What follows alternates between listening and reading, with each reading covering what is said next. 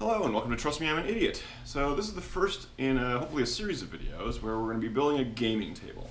Now this isn't a gaming table for like poker, although you could play that I suppose. No, my friends and I play Dungeons and Dragons every week, and so we kind of wanted to bring it up to the next level rather than just using the dining room table. So this will be a customized table for our group. It's going to have flip down stations for each player, cup holders, a TV in it for the mats, and a lot of engravings on it from the CNC machine. Now, as this is going to be a fairly long project, like I said, this will be the first of the series, hopefully. I do have a regular day job and family and everything else, so the probably be a little irregular as far as the releases go, so I hope we stick with it. But also, as this is a big project, it's going to be best if we make a plan. So for that, let's head up to the computer, start working on that. So hopefully it should be good. You can trust me on that. Yeah, what you plan and what takes place ain't ever exactly been similar. So the first thing I did, and this table is going to be built for a friend of mine who live in his basement, was we went and looked at different tables that other people had built, even a few that companies build, just to kind of get some inspiration, figure out what features we wanted, what ones we didn't, what sort of style we wanted to go with, and so on and so forth. Then after we had that, did some measurements of the living space, then started designing in Fusion 360. And here's what we ended up with. So this table, and as you see, I can probably guess, I only bothered to render half of it because the other half will be the same over here.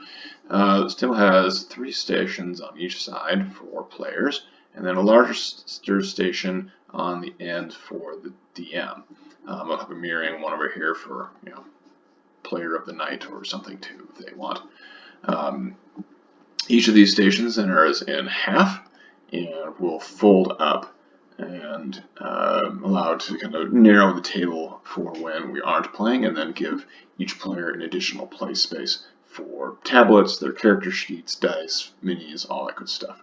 Down here, not shown, are going to be cup holder cutouts, and then also around here are going to be cutouts for outlets.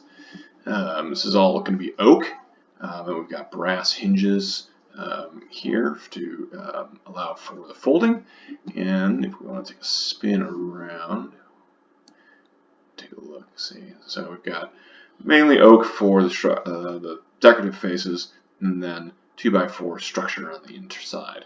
The big black rectangle in the middle is the TV. And we went with the 55-inch for this application. Oak legs with some supports as well. And this allowed me to, by doing it in the computer, I can then take measurements, figure out everything, and we use standard kind of dimensional lumber for the most part. Stuff I can pick up at the lumber yard pretty easily. But it allows me to figure out, okay, where all my cuts going to be, how long everything is. We were able to do kind of final measurements of it open and close in the space to figure out, will it actually fit, or And then we did a few revisions to kind of shorten things up a little bit, because otherwise we'd be kind of pressed to the walls and not be able to move around the space at all. So that is the design, and with that, we'll head back down to the shop, start some cutting.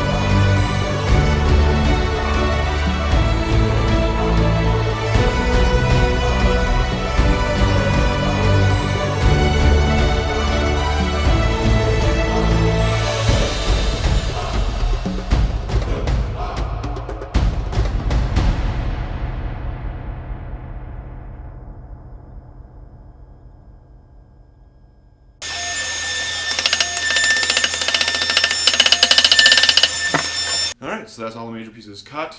Also CNC work is done. In the next episode, we're going to start doing some assembly. Get all the sides together, get it up on its own legs, start working on the framing, getting that TV mounted. So thank you very much for watching. We'll see you next time.